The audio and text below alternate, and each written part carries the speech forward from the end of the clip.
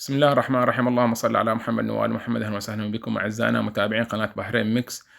طبعا الدرس مبين من عنوان، ما نبي نطول عليكم. أي شخص يعاني من مشكلة إن الفريزر فوق ثلج وتحت حار، هذا معناته إن المناسم مال الثلاجة اتسكرت، اللي تعطي هواء من الفريزر. زين، وهذه أي شخص يعاني من هاي المشكلة يعني عنده ثلاثة مشاكل: يا من هاي السنسر وهو 95% سبب المشكلة، أو من الحرارة اللي هو سيم الحرارة، أو من الثيرموستات.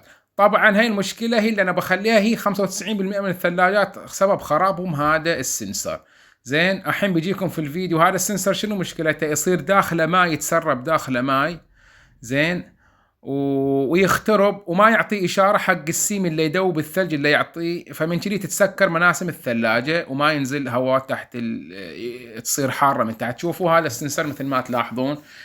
هذا طبعا سعره رخيص، عندنا في البحرين بدينار واحد. في كل دولة طبعا أعتقد كل الدول نفس السعر، يعني بالدولار $3 تقريبا. فهذا شنو إذا اخترب، هذا ما يعطي السيم اللي يسوي حرارة ويدوب الثلج، فتتسكر مناسم الثلاجة. شوفوا مثل ما تلاحظون، شوفوا داخله صاير مثل الرطوبة، تصير داخل السيم، قصد داخل هذا السنسر، شوفوا مثل الرطوبة، مثل ما تلاحظون. من تصير داخل الرطوبة يعني ان اخترب، لازم تغيره، وطبعا سعره رخيص. زين، وتحصلونه في اي محل يبيع ادوات اللي تصلح الثلاجات، يعني في كل دولة في يعني محلات تبيع له أغراض مال ثلاجات.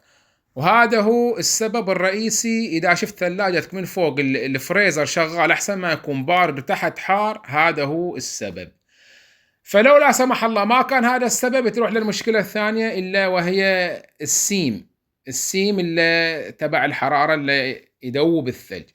أتمنى أن استفدتوا من هذا الدرس، ولا عنده مثل مشكلة يروح يبدله، لا يجيب له واحد في. طبعا مو الكل، أغلب المصلحين ما عنده ضمير، يعني حتى لو الشغله $10 وشغلي له مثلا خلينا نقول $10 وياخذ عليك 30-40 دولار، مثلا من البحرين ياخذ لك عليك 15-20 دينار، وهي الشغله كلها بدينار واحد.